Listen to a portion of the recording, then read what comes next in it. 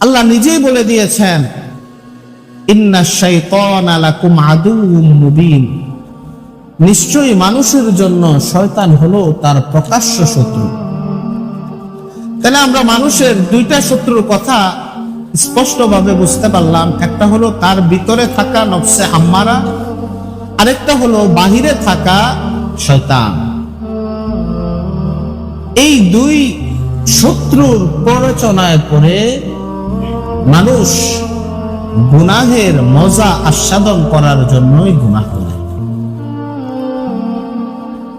গুনাহের মধ্যে যে একটা মজা আছে, এই সামান্য অল্প সময়ের মজাটা তাকে অনন্ত অসীম কালের শাস্তির কথাকে ভুলিয়ে দেয়।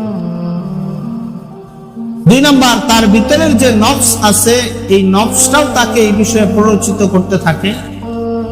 3 নাম্বার, সর্বশেষ শয়তান এসে তাকে এই কাজটা করার জন্য যা যা কিছু প্রয়োজন, কিভাবে করবে, কিভাবে এই কাজটা সংগঠিত করবে, এই সব কিছুর সহযোগিতা শয়তানে তার করে দেয়।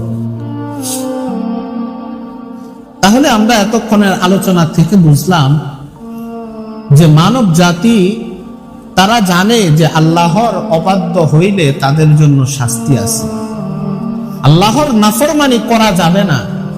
এরপরেও তার এই সমস্ত শত্রুদের প্ররোচনায় পড়ে সে আল্লাহর এই সমস্ত নাফরমানি করেই ফেলে, প্রতিনিয়তই করে ফেলে, বারবার তাওবা করে আবার করে ফেলে।